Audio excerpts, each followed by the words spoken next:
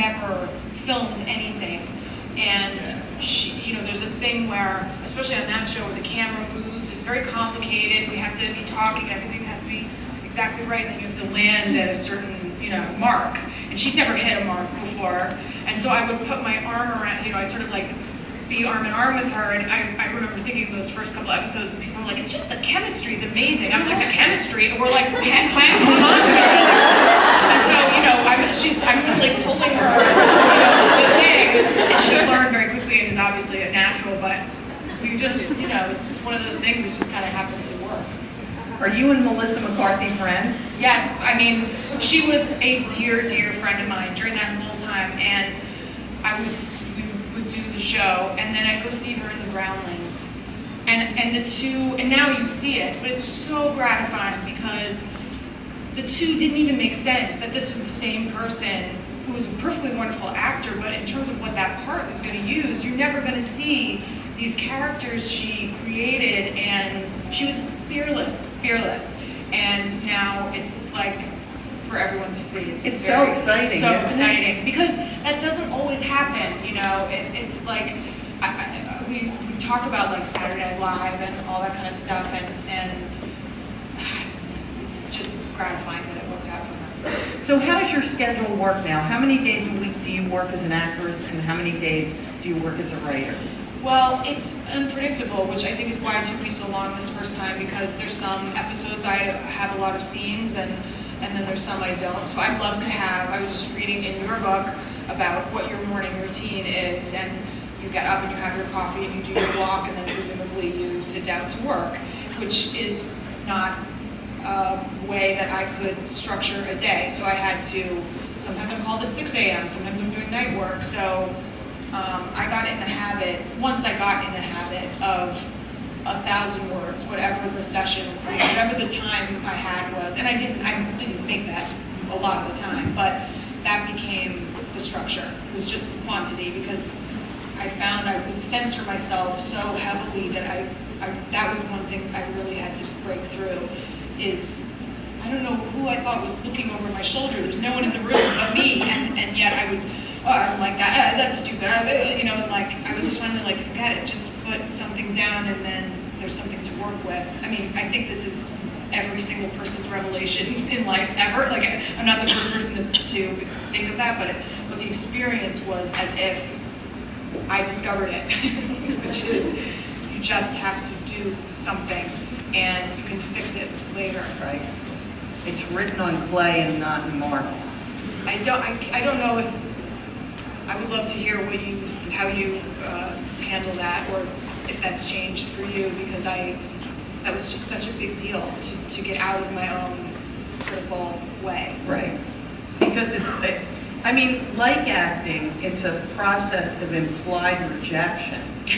Right. It's often not as overt as it is in acting when Right. someone says thank you very much when you're only a third of the way through your monologue. Yes. On the other hand, I have sat at tables like the one where we're going to be sitting tonight and had people come up, read the flap copy, put the book back down and walk away. That's pretty rejecting. Was there anything that you'd learned from acting that helped you when you sat down as a writer? Yes, there's a similar feeling of, I don't know what else to call it besides flow, when you have a kind of concentration that there's an ease in, and I could definitely tell the difference when, and I don't know exactly, it's sort of, all these metaphors are not exactly right, but it's like catching a wave, or there's some sort of concentration or some sort of ease that I can feel when I'm having a good day as an actor, yeah. And it's the same with this. And then sometimes I was just in a fight with it, trying to get characters to do what I wanted them to do, or like all end up in this room. Why is it taking so long to get them in the, So I would try for that place of ease because it translates, to the reader. So many things. It's very similar to me to the process of, or to the world you may have it as an actor. Of you start with yourself, and then you make something up, and then you fill in the space, and then you decide if you want to pick up the water or put it down. There are is some leeway in terms of, I don't know, in terms of what is happening, but you know where you're headed. I guess that's something in acting too. Can you compare being directed and being edited? Are they similar or very different? Oh, that's a good question. I think they're similar, and like as similar to my work as an actor. Sometimes I would just balk against something because it was somebody else's idea, and especially with Jen. Jen is such a nice person, and I would try to bully her, and I do this with directors sometimes too, where I'm like, don't just be nice to me. Look, I know you like Parenthood, but I don't want you to be all easy on me because, you know, I work as an actor or something, and ultimately the best you hope for is a great collaborator, is someone who knows you, who likes what you do, and who can offer their help and guidance, and I definitely have found that in my editor, and that is, I think, a stroke of good luck, and was immensely helpful. It's so important when you're working on a novel.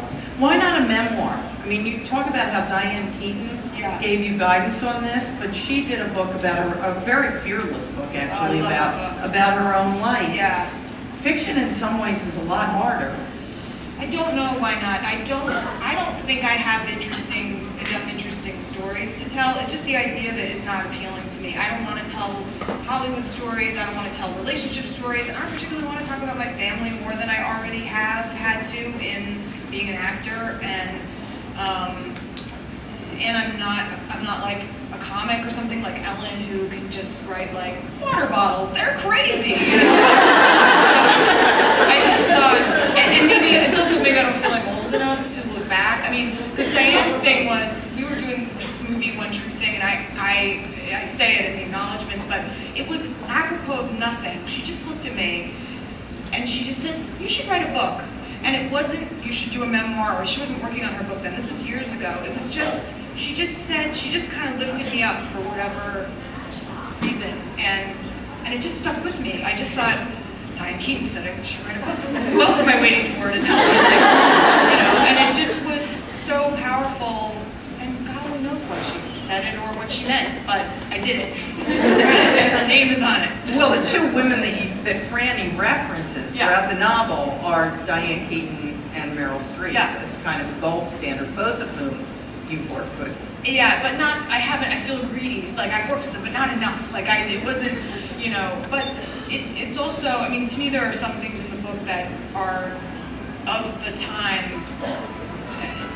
I don't know if people notice it as much as I do, but, I grew up with idols who were actual people who were actors, and I didn't like them because they were famous, and I didn't like them because they were popular. I liked them because I could imagine. I wanted to do what they do, and to me, we're in a different world now of so many people are famous for so many things, and you see people like on American Idol or whatever being like, I just want to be famous. And I'm like, oh really? I thought you wanted to be a singer. Like, it doesn't, it's this funny, strange, new, so I reference them a lot because, I don't know, that's, even just as short a time ago as the 90s, I feel like people I knew who wanted to be actors wanted to be actors, not celebrities.